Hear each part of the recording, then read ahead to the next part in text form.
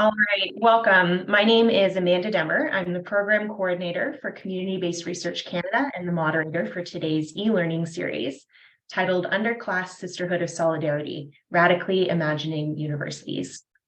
Our speakers today are Elaine Laberge, Alexandra Ages, and Charity Slobod. We also have a volunteer with us from CBRCanada today, Dana, who's going to be supporting our event. This event is recorded, and I am enabling closed captions for folks. You should be able to toggle those on and off using the 3 dots on your Zoom screen. If you need any support with that, you can send a message to myself and I can try to support you in getting closed captioning enabled. Our series, this is the second part of a 3-part e-learning series highlighting winners and nominees of the CBRCanada Awards for community-based community university partnerships and emerging community-based researchers. So this presentation is brought to you by CBRCanada. If you're unaware of who we are, we're a membership-based organization whose mission is to advance community-based research excellence in Canada by strengthening partnerships, building capacity, mobilizing knowledge, and championing community-based research among individuals, communities, and institutions. We're a social enterprise funded entirely by our, I think over 50 now, institutional and individual members. As part of our programs, we host these monthly webinar and live discussion events, as well as a bi-monthly community of practice. You can find more information on our upcoming events, as well as recordings of past events on our website, which I will share in the chat shortly. CBRCanada is located on the Haldimand Tract, the unceded territory of the neutral Anishinaabe and Haudenosaunee peoples. We have a mix of attendees joining us today from different locations across Canada, I'm sure. So feel free to introduce yourself in the chat and let us know where you're calling in from. Special note today, one of the founders of CBRCanada, we have a protege of Bud as one of our presenters today, Elaine. So we're hearing from a line of descendants of the masterminds behind community-based research. In each of our webinar events, we like to take some time to reflect on and amplify the goals of the Truth and Reconciliation Commission's call to action. CBRCanada is committed to engaging with and learning from diverse Indigenous peoples and communities across Canada. Today, our webinar topic really touches on inequities in post-secondary education. So I'm highlighting call to action number 11 as being relevant to our topic today. This call to action is that we call upon the federal government to provide adequate funding to end the backlog of First Nations students seeking a post-secondary education. Again, Community-Based Canada is committed to continual reflection on the interconnections between truth and reconciliation and the various topics we approach using community-based research. So our agenda today, we will have our webinar portion first, which will be a presentation by our 3 presenters and a question and answer period. That will be recorded. Then we'll move into the live discussion portion during the 2nd hour. This will not be recorded and it will involve breakout rooms and a large group debrief where we get to critically reflect on the position of community-based research within the topic the presenters will be sharing with us. There is an agenda for today that I'll share in the chat for you in just a moment, and that agenda we'll circle back to later because that will also function as your note-taking template when we get to our live discussion. So I'm very honored to introduce today's speakers, Elaine, Charity, and Alexandra. I'll introduce them each briefly using the bios that they sent us, and I'll pass it over to them to get started.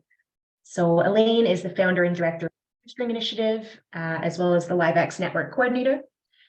Charity is the Community Connect Lead and Professional Development Coordinator in the Faculty of Graduate Studies and Research at the University of Alberta. And Alexandra is the Executive Director of the Council of Alberta University Students.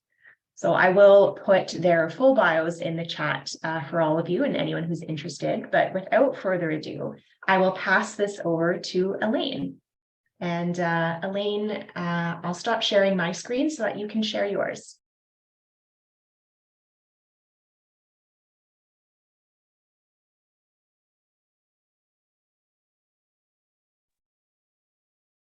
Okay, so I can't see my screen. Whoops, what have I done wrong?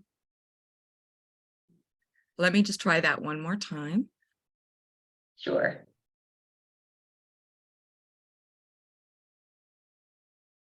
There we go. So first, thank you, Amanda, for all your tireless effort in organizing this and putting up with our last minutes. I just want to acknowledge that I'm coming to you from the Songhees, Wisanich, and Lekwungen peoples' ancestral territories, which is Victoria, British Columbia. And I'm very grateful to my research sisters and friends, Alexandra and Charity, for being here today. And thank you to everybody who has attended today and will participate. It's really great to see so many people. So I'm going to take you through what this research is and what we actually did with it, and end with the questions that we could not answer. Oh, I see them. Whoops. I can see the people trying to be admitted here. Sorry. There we go. So first, I want to just touch on some background information, some big issues that we have in Canadian society that profoundly shape this research. And that's we're going to start with looking at class-based narratives. And folks who may have seen me present before know that I always start with this talking about these dominant narratives. They're social class narratives that are colonial, that they're capitalist, that were part of colonizing this nation and very much live with us today and influence who has access to higher education in Canada and who has access to equity in general in Canada. Lots you will know about, the American dream, pull yourself up by your bootstraps, which I know Alexandra will talk about more, the deserving and undeserving poor. We have welfare queens, but notably we don't have welfare kings, which speaks to the gendered nature of poverty and poverty discrimination. And these dominant narratives are truly, really critical in our work. There's even a new dominant narrative that has come out in the literature and in policies called justifiable inequity. And these narratives are absolutely integral to understanding the work that we do. The second is I want to talk briefly about classism, poverty discrimination, and higher education structures that not only influenced our work, but really influenced the heavy on the action part of this research and activism that I do via the Shoestring Initiative and the knowledge mobilization, the ways we take it up with this research. So this is just a 20-year snapshot. Over 20 years, all political parties have unanimously voted down including poverty as prohibited grounds of discrimination in this nation. And this has real serious implications because it means that poverty class people are excluded from the Federal Employment Equity Act as an equity seeking or equity deserving group. And therefore this trickles down all the way through all our higher education systems from the federal level to the provincial and territorial levels. So when you look at equity, diversity, and inclusion in Canadian universities, its social class is excluded and poverty class people are excluded as well from those equity, diversity, inclusion lens. And something just to consider, folks, is how might it look different if poverty was prohibited grounds of discrimination? What a game changer this actually could be to move this from the margins of conversations really into the center and looking how we can support students from poverty to access a Canadian university degree. But I won't go bore you with the details of how complicated the legislation and things get, but this is an infographic I did that is a real stark reminder of how much work we need to do and how much we need to talk about social class regardless of how taboo it is. This depicts how Canadian universities were founded. Canadian universities will be no surprise for folks to understand they're shaped based on sexism and racism and ableism. But one of the things they were also founded on is classism, and that piece that constantly gets ignored in EDI work, in discussions of decolonization and internationalization. And when we're talking about colonialism and decolonization, excluding that classism piece is extremely problematic. And that's why we're talking about pushing the privilege pillars of Canadian universities, and those privileged pillars are deeply embedded in classism because Canadian universities were built for certain demographics. We understand today the problem of sexism and racism and ableism and the intersection of those things. But again, that social class piece keeps getting left out, and colonization was critically dependent on, still is dependent upon, the usury of poor bodies and the exclusion of poor bodies from institutions and places and spaces. So the next thing I would just like to briefly talk to you about is, where does this underclass sisterhood of solidarity even come from? And it comes from three critical places. One is my learning about the philosophy of a brilliant person, Ben Okri, who talks about the stories planted in us early and along the way, and how if we shift those stories that were planted in us, or that we unknowingly planted in ourselves, quite possibly that we can change the world. So this brings us back to these dominant social class narratives, that if we can upend and disrupt and push against those dominant narratives, it can have a really profound impact. And we needed this kind of understanding to build the underclass sisterhood of solidarity, because we drew on the philosophy of the late feminist scholar and theorist Maria Lugones, who is not, she's a marginalized feminist theorist. And she talks about the importance of world traveling with loving perception rather than arrogant perception. And when she was a young girl, she was raised and taught to hate and despise her poor mother, who was a maid. Now, women in Canada, the literature is very clear, along with those of us with lived experience of poverty and generational poverty. We're taught to fear, despise, surveil, report on other women from poverty. So going in and creating the Underclass Sisterhood of Solidarity was really critical, that we learn to world travel with this loving perception and curiosity and care for each other from an intersectional lens, and always be mindful of those dominant narratives that have been planted inside of us. So myself, as a young girl, the dominant narratives that were planted in me, that it was my mother's fault that we were living in abject poverty, not the absent father's fault. So I learned the gendered nature and gender discrimination of poor bodies very early on. And I experienced that poverty discrimination from K to 12.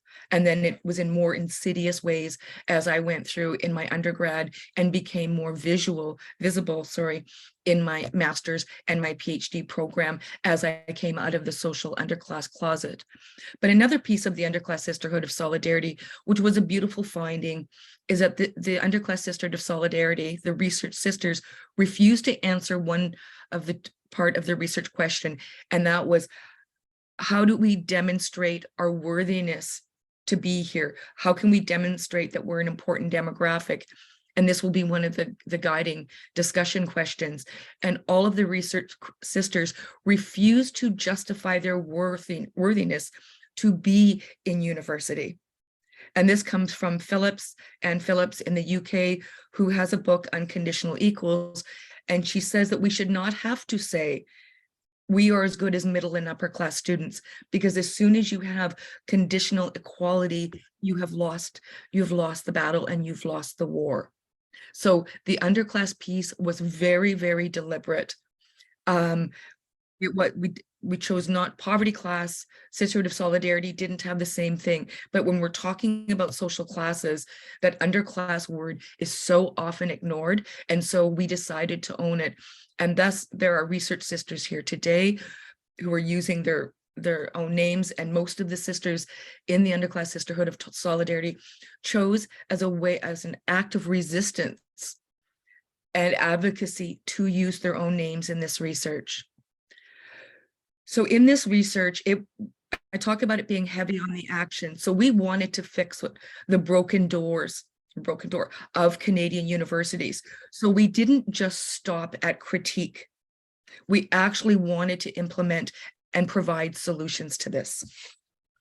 So we came up with Bud Hall's guidance and absolute support. Bud was brilliant with this in my PhD, was 4 spaces that we found that we need, and this is based on our lived experience expertise and honoring our diverse knowledge systems, that we need emotional and spiritual space, which we provided throughout the research to each other, and that we provide through the Shoestring Initiative, material support space, radical imagine space, which is what this research is founded upon, not just writing about the problems that exist, that have existed for decades and decades since Canadian universities were first founded, but then the epistemological space where actually our knowledge systems matter. So all the solutions that we developed in this research come from honoring that lived experience expertise and honoring our diverse knowledge systems and the intersections of the ways that we are oppressed.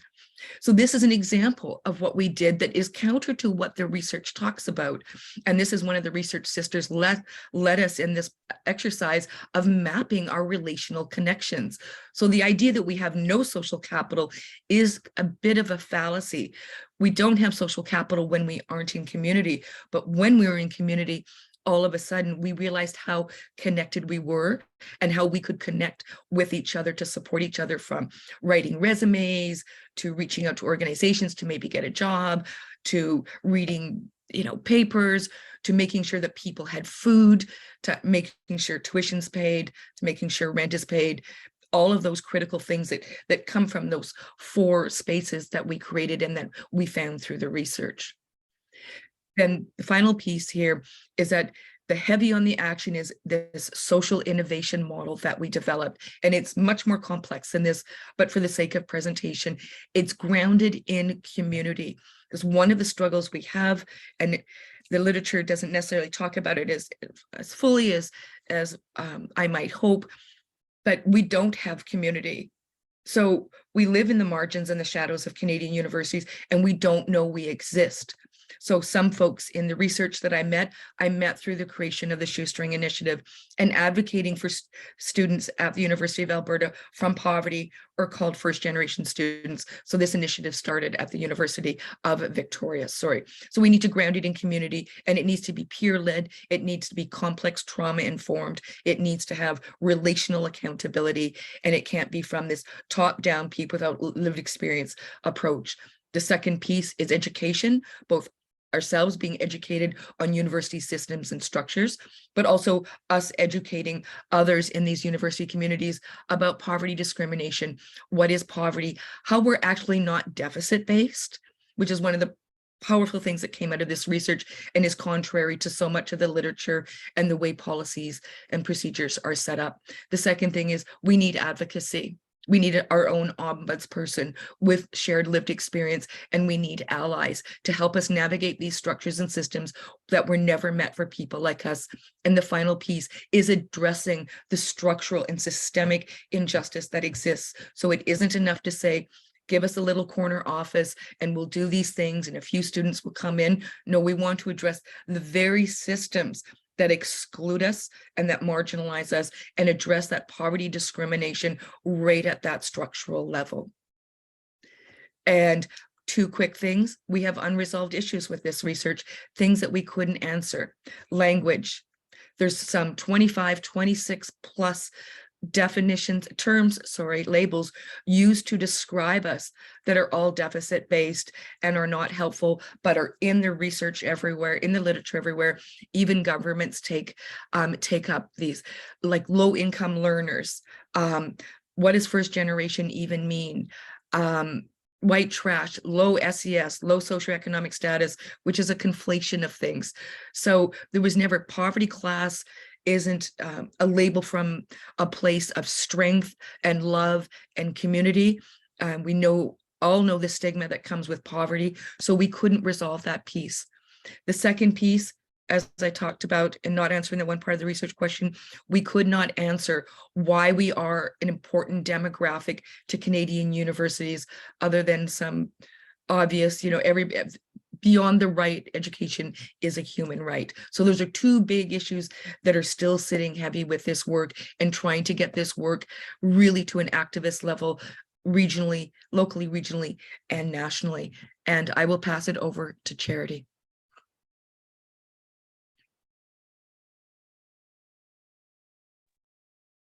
Thank you so much, Elaine.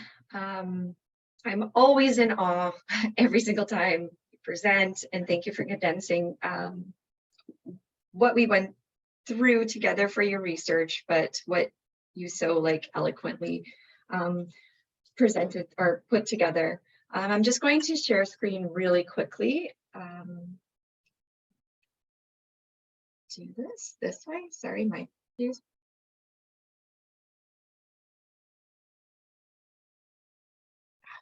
Great. Sorry, I've lost my mouse completely. Holy moly. Okay, here.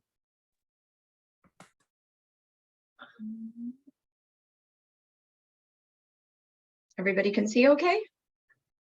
You can see that, Charity. Perfect, thank you.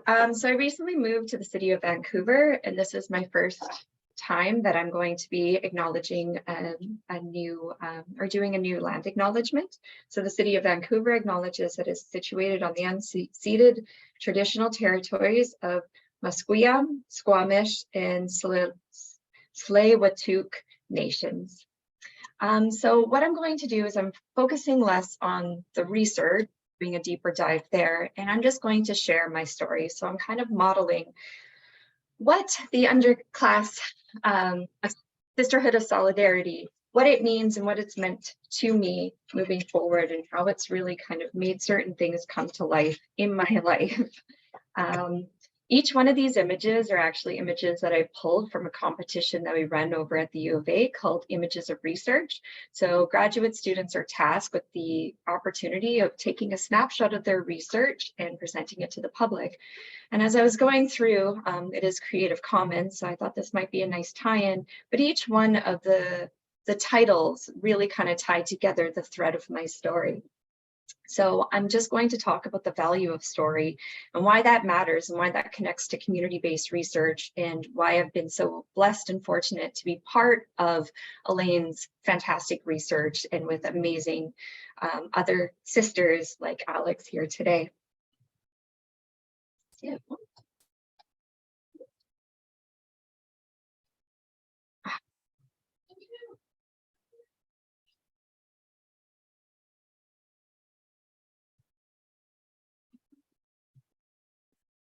Great, my apologies. Oh no, now the whole slide has crashed.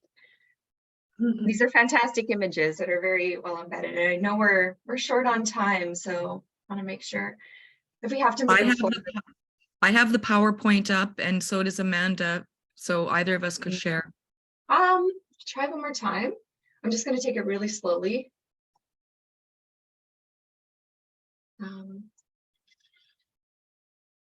Yeah, I mean, like I just added some words to my slides, but and it might be in a different order. I might share screen in a different way, but can everybody see? Yes, we can see the slides. We'll just take it nice and slowly as these wonderful images start loading. So many of us here, I'm assuming you might already be familiar with community-based research. You might do it yourself, or you're finding out more, but you most likely have heard how stories actually shape us. And I always say this, all we kind of are simply just stories. And we're not just necessarily one story, but this is an example of how I got involved with the Sisterhood. So what happened in 2015, I didn't realize how every moment from that point right there was shaped by my experiences, my childhood experiences in poverty. I knew that there were certain things, there were differences. I never actually felt like I belonged during my undergrad. During grad school, I felt a little bit more sense of belonging, but I very much kept to myself, didn't feel part of a community at all. I would freely talk to my colleagues about my experience growing up in poverty, a lot of, food scarcity issues, a lot of the environment that we lived in was obviously not very safe. So there were lots of violence around me. Yeah, not getting super deep, but these are stories that I would share. I was quite open and honest about all of them, but I didn't realize how much these stories were potentially affecting those around me. A colleague of mine actually met Elaine in a class, and she's like, you know what, you need to speak with somebody. Elaine was doing her master's at that time, and we were in this little meeting room downstairs in the office that I was working at, and came together.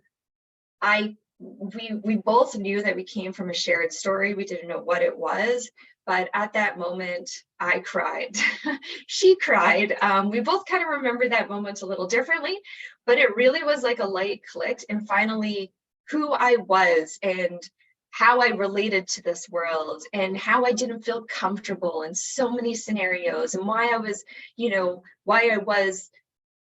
privileged to go to post-secondary, and I was working in post-secondary. I never actually felt like I belonged. I couldn't put my finger on it, but it wasn't until having that one meeting that all of a sudden my story made more sense.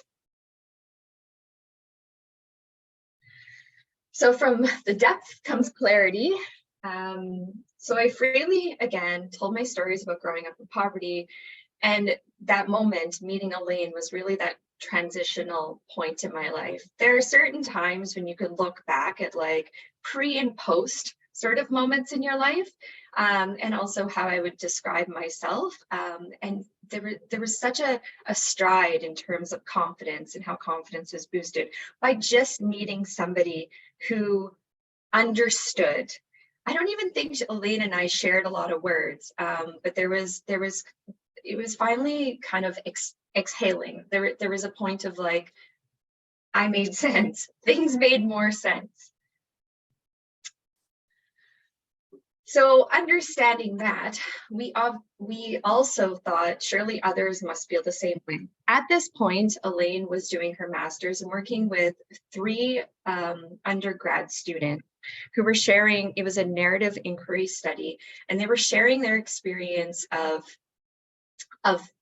growing up in poverty, still being in poverty while in higher education. What Elaine proceeded to do was connecting them to me as well. And this is the early build of the Sisterhood of Solidarity. Before we knew it yet, this was the early build. And she brought these students who felt comfortable. They were using different names in her master's thesis at the time, but knowing that this was another safe place that they could go. So people are supported, encouraged to understand more of themselves, and again, through understanding their story of poverty, to continue moving forward. I put forward in brackets because who knows what forward means. We all just keep clicking another day past us, but is that forward? Is that sideways? Is that backwards? Who knows? But taking another, as time is moving forward.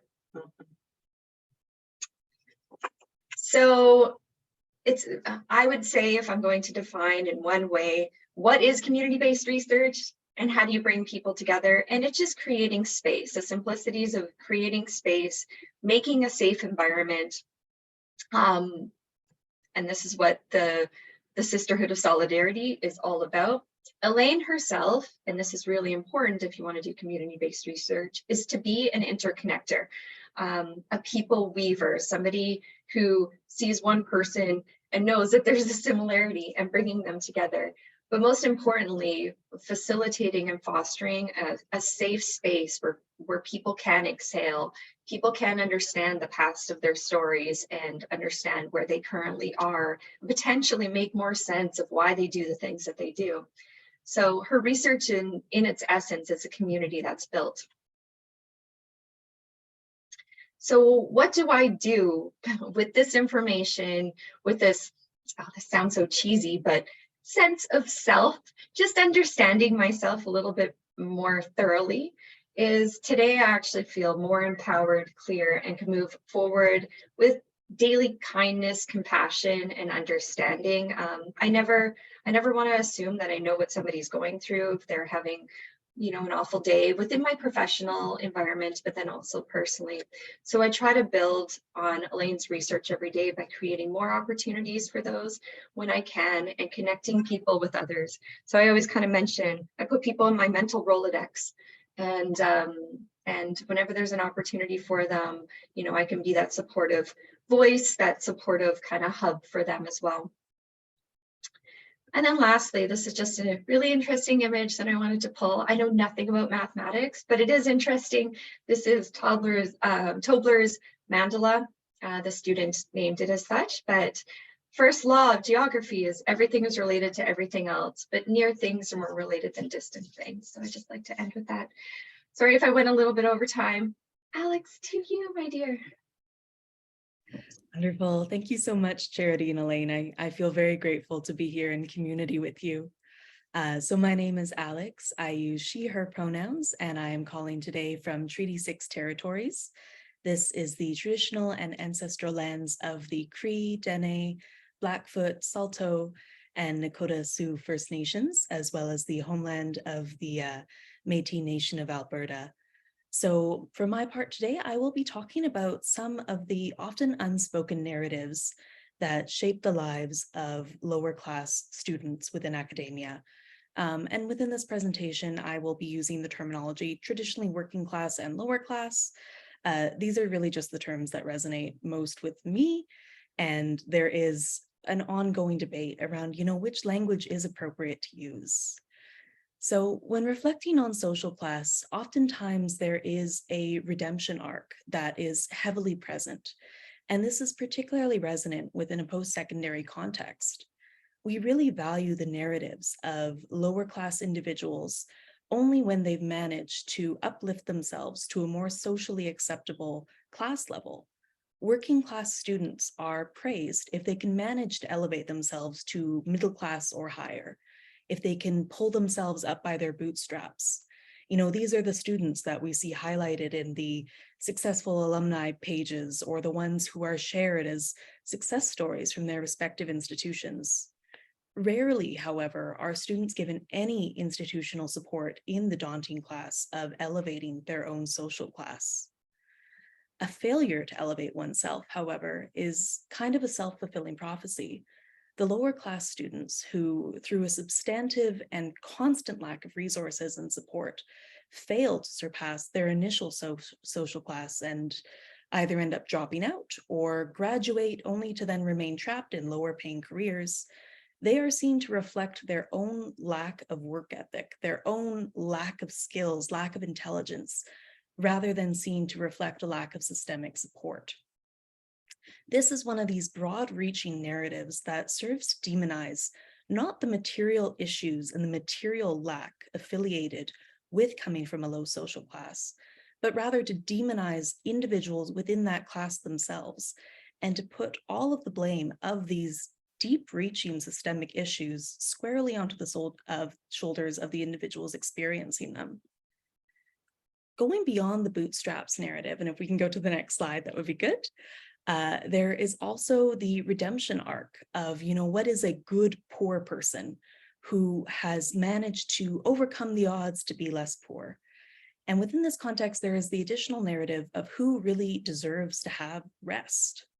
We live in a deeply competitive capitalist society where virtually all individuals of all different class backgrounds are compelled to work exceptionally hard at all times to prove their worth. The middle class in particular is one that is really facing this. There is this constant narrative of self-optimization. People in the middle class especially are being sold things like meditation apps, not in order to find some sort of inner peace and rest, but in order to have just enough calm that they can continue on with a 60-hour work week. Leisure time is designed to be productive. At this point in time, we're not told to have hobbies anymore. We're told to have a side hustle. However, the middle class is still afforded a certain degree of rest. You get the 1-week vacation, the occasional mental health days. And while these are meant simply really to recharge individuals and so that they can then work better when they come back, there is still a degree of rest involved. Others, however, are not afforded such basic peace. Working class students especially are celebrated for things such as having a full course load while also simultaneously working full time and even, being a parent and juggling everything at all times. You are celebrated and elevated for relentlessness and a grinding pursuit of higher social status. And as a working class individual, if you rest for even a moment, there is the perception that you are lazy. There has, however, been a certain degree of pushback to this narrative in particular, the idea that rest is a luxury and a privilege and not an inherent element of human right. One thing that's been really exciting to see, and that I think is just worthwhile noting for everyone, is that in a lot of reflections on Black Lives Matter, there has been this view of rest as a form of reclamation, of resistance. So we see this in forms of books such as Rest is Resistance. This is an author that I love called Trisha Hersey, and really looking at the fact that humans have so much value beyond their financial livelihoods, and that rest is an inherent dignity that should be provided to everyone. It's not surprising that it's often racialized individuals who are particularly caught in the systemic traps of poverty, and race correlates significantly with social class. Within this manifesto and other activism works that are currently kind of on the upswing, they are created and centered around the Black experience. However, given the correlation between race and social class, so too can they be applied to the intricacies of a class-based analysis. The central narrative is not that, Black Americans particularly uniquely deserve rest, but that Black people have been particularly denied opportunities to rest, and that all of us, all together, stand to benefit from escaping the narrative that rest is a privilege, that rest is something that should only be afforded to few. And it should be noted that when we talk about rest and when we talk about that just ability to sit back and take a step to breathe, it's not really just the mindless consumption of Netflix for a few hours after you've had like a 10-hour work shift. It's true, meaningful, deep rest. And it can even be applied to things beyond something like sleep or just taking a break. It's also the ability to daydream, to envision better futures. All of these different components of rest that are deeply and fundamentally denied to all people within our current class structure, but particularly denied to lower class individuals, and particularly denied to working class and lower class students. So along with the aforementioned narratives, so too has there been an increasing narrative about elitism within higher education, which further serves to harm those of lower socioeconomic status. I currently live within the province of Alberta here in Canada, and while I love living here, one thing that I can't help but notice is the way politicians, particularly of a certain side of the political spectrum, looking more at the socially and fiscally conservative side, demonize post-secondary education and portray it as inherently elitist, as this kind of liberal ivory tower of academia. This narrative is then used to justify funding cuts aimed at higher education. The narrative goes that, if only wealthy liberals are attending universities, then why should ordinary taxpayers be funding them? And this is used to justify further cutting and, taking away funding from academia. What these cuts do, of course, then mean that there is less financial supports available to lower class students. To be working class in academia is already alienating, but when you are constantly removing that funding, it becomes entirely inaccessible.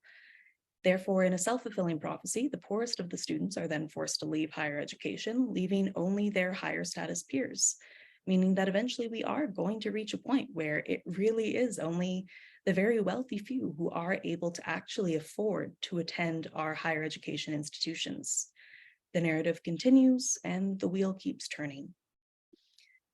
So these and other narratives exist within the daily life of all students from lower socioeconomic status. We all know deeply and inherently that we exist within a system that is not designed for us. We were not the people who were supposed to attend university, and simply existing there is oftentimes a little bit of an affront to a system here. Very rarely, however, are we as lower class individuals given that opportunity to really voice the narratives that define our lives within academia. Within Elaine's research, however, she's done so much more than just create a dissertation. She's created a space where we can actually speak openly about the common threads that define our lives, of the shared experiences that really compound our experiences within higher education.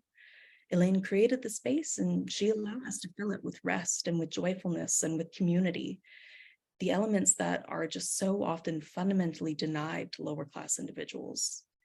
So in community, we found each other. We were able to speak often for the first time about the realities of social class, And for this reason in particular, Elaine's research has a profound degree of resonance, one that I think we all hope will continue to support other students like ourselves. So thank you to Elaine, thank you to Charity, and thank you to all of the sisters within our underclass who have been so fundamental to shaping our shared stories together.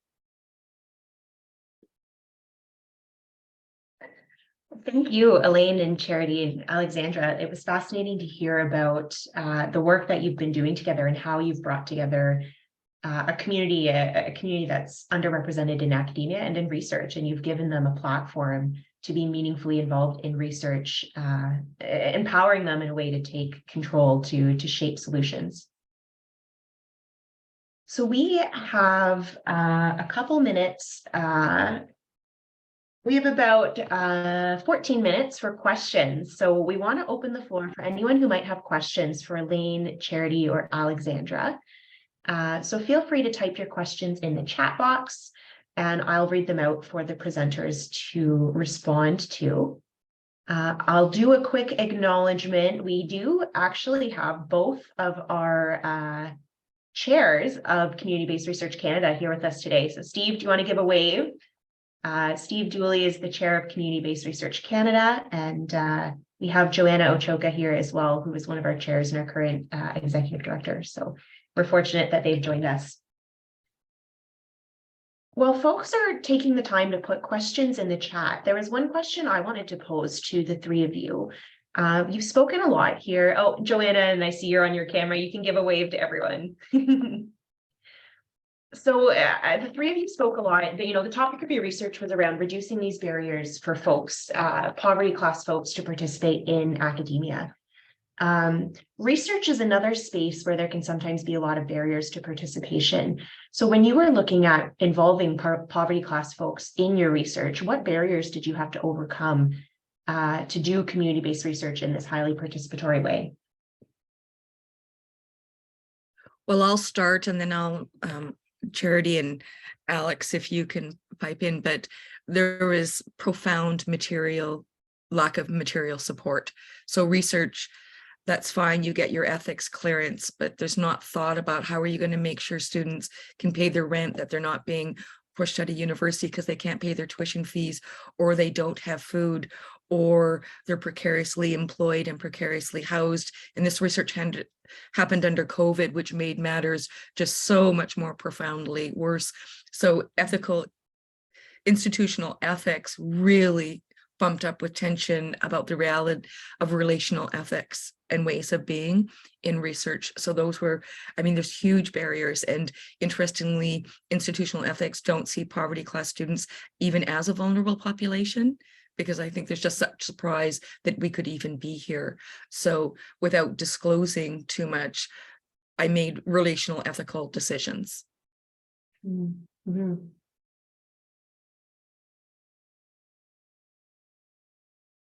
Anything to add to that, Charity or Alexandra? Alex, do you want to go?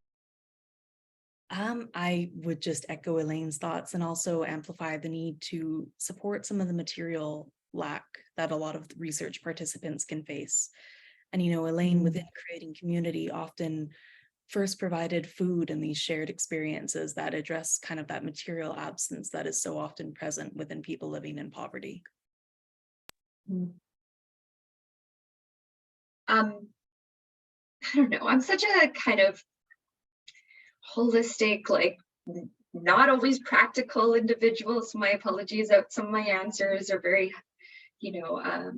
more abstract. But I can't stress enough the notion of sisterhood in a strange way, just having that sense of belonging. I didn't kind of touch on this, but I think it's still important of where that term even came from. A friend of mine, when I was like, the sister, he's like, are you in a cult? But honestly, like having just when we talk about language and the importance of language, having that sense of kind of family, there's a forgiving nature that happens with it that we always apologize a bit too much, but you feel less like, you don't feel so apologetic with them. I don't know, in terms of resource, just I don't know. I doubt I'm answering that question properly, but I just wanted to add on that kind of like not really tangible resource, but that feeling of belonging. Yeah, that makes a lot of sense. There's kind of two elements that I'm hearing then in terms of overcoming barriers for participation in research. There are the practical, tangible pieces, but there's also that sense of safety and community that's important to build, so folks feel that they can truly share and participate meaningfully. We have a couple other questions that have come in the chat. Just quickly, the belonging piece was absolutely critical. So that emotional space, but also that epistemological space where our knowledge systems were honored and valued, was something that we normally don't see because we're not in the textbooks, we're not in the curriculum. Our voices are just so profoundly absent.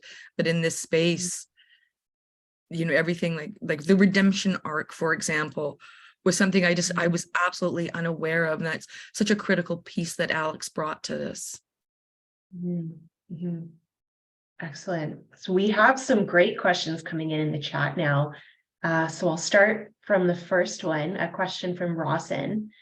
How do we think as a society, or how do you think we as a society can balance messaging, typically on social media, to find balance between girl bossing and girl resting, especially when girl bossing on a large scale is rooted in marketing profits and selling an image?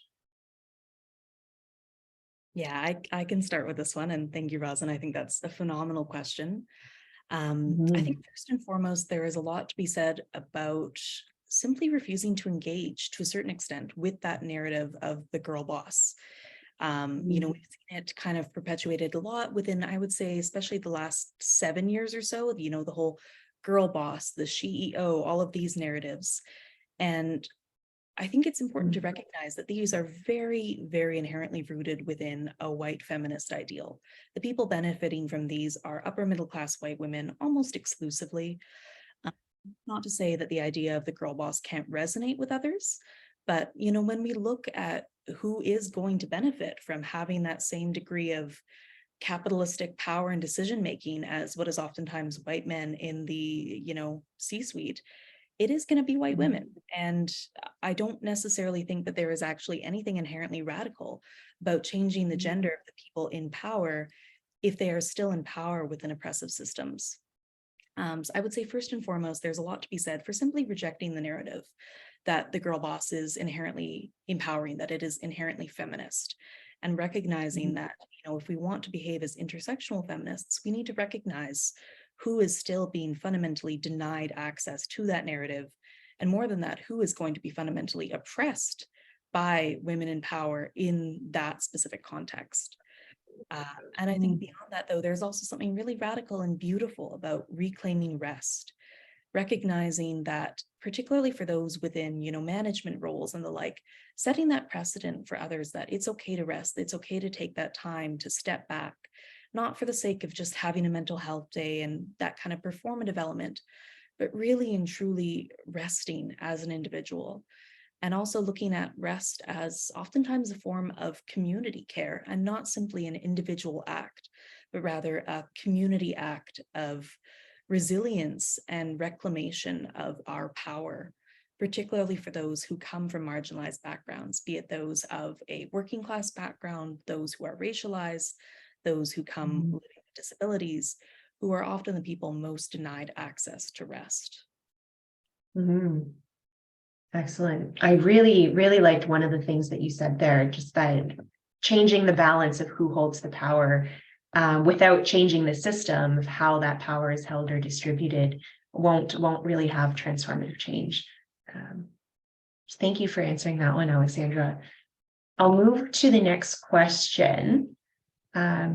Steve, did you want to ask this question yourself? I see you have a really important and critical question here. Well, yeah, I want to kind of look at this from the structural elements of post-secondary universities. And I'm at S. Simon Fraser University, and we are seriously looking at equity, diversity, and inclusion kind of as a mandate. We've hired a VP, EDI. But I'm struck by, you know, you noted the relationship between poverty and diversity. But my question is, do you have any advice about how to make sure that poverty that specifically shows up in the conversation about EDI within post-secondary universities? Because so far it feels like it might be missing a little bit. Charity, do you want to take that one? Start with that one? Oh, yes. No, Elaine, that's all you. Okay, I'll just try to tone it down a little bit. It's concerning when I see Kimberly Crenshaw's intersectionality taken up, which always included social class, and yet social class is included. So if I just come back for a moment to poverty discrimination not being prohibited grounds of legislation and therefore excluded from the Federal Employment Equity Act, no one is being forced, not that I believe in force, to include it in EDI and to specifically include social class in EDI. Now, having said that, something to consider is that universities have chosen to include other social characteristics that are not mandated via the Federal Employment Equity Act in their EDI practices, but the social class piece continues to be excluded. And that is a deliberate decision. So my question is, where is somebody asked me this question, I couldn't answer it. And Bud Hall this will make him bonkers to respond this way, but because radical imagination was critical in our work. And somebody said, is radical imagination, what does that matter when there isn't political will? Now, there is one university in Calgary that has included sort of social class in their EDI big statement, but it was a war to get it in there. And so it's never been fully embraced or understood. So the social class piece, including that in EDI, if EDI is intended to be something more than just acronym-based box ticking, and if you really want to look at the structural reasons to include that social class piece, is to include the histories of the university. But it is scary because it's about people acknowledging benefiting from the exclusion of people from poverty in these institutions. And we know and thinking about how critical education is to mitigate poverty across generations. And I don't believe in climbing the social class ladder. I'm not suggesting, because that's got a whole bunch of that says that there's something wrong with us, and there isn't anything wrong with us. So, but that really takes some careful work and folks who want to truly address EDI from an intersectional lens. And you can always hire me as a consultant to come and help you with that one. And all of Sisterhood. Well, Elaine, I will kind of connect with you offline. Absolutely. Thank you. Excellent. So a couple other questions in the chat, and I think we only have time for one more. So I'm going to take a quick look through these. I see Rochelle had asked a question about how to get involved, and Elaine had put an email address in the chat. So can we welcome anyone, Elaine, who might be interested in getting involved to reach out to that email? Perfect. Okay. So there's one question I see here that seems really focused on doing research and kind of the practicalities of that here. So maybe that's the one I'll choose to finish us off for the last couple minutes. So Shahad had a question. Doing research in a community that you belong to is sometimes a mixed bag that comes with its own challenges. How was that experience for you? And what is your advice for folks who are embarking on research within their own communities? Charity or Alex, you take this one.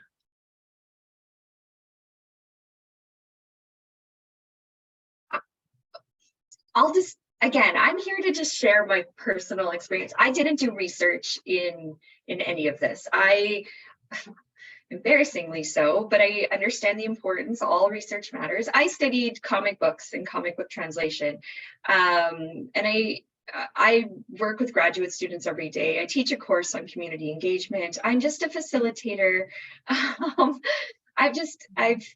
One relationship can make a huge difference. I can talk about a little bit of my experience knowing Elaine from the beginning of her master's to finishing her PhD, and knowing the process and what I've seen with her, being connected to her research, being part of her research, but also being her friend and family and everything like that. Sorry, Elaine, I'm going to peel back the curtain a little bit, but what I witnessed with Elaine, and it is incredibly hard. She's out in the trenches. She's experiencing her own trauma, or like re-experiencing it, seeing the problems, the structural changes. There were times that, you know, as her friend and family member, I saw her like struggle. And that's why the support, when you are part of community-based research and your story is also tied to the community and the research, that's when people around you really matter. So as a person who wasn't doing the research, I mean, it's our research, it's our story, but connected, in wearing numerous hats is, sorry, Elaine, I'm sharing this about you, but it is incredibly hard. But you can talk about the strength, and I think you would say yourself, it's the support network that was also built around you, that I think helped you through, because this research could not exist in a vacuum, and it couldn't. Yeah, that's the whole the basis of community-based research, anyways. But man, it was tough. So happy when you completed. Oh, me too. But I just quickly will add one little thing which addresses one of the questions. This community and having the Underclass Sisterhood of Solidarity was critical because I'm inside of an institution that was not happy about my research. And so there was a question asking about that. What happened when there were folks going, no, this is not okay. You're too angry. You need to tone it down. You can't say these things. You can't say that Canadian universities are complicit in perpetuating poverty across generations, that there's poverty discrimination. You can't say this stuff. And if I didn't have the sisterhood, I don't know what I would have done. But also to see the suffering of the research sisters was very difficult. Alex, do you want to just jump in? Yeah, I would just say broadly as a whole, it is difficult in any situation where you have that strong emotional connection to the body of research.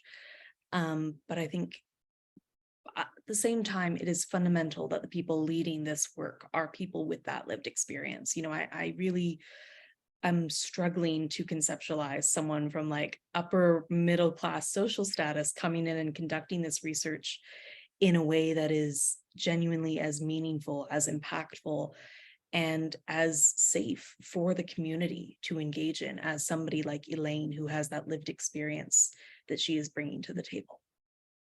Mm-hmm.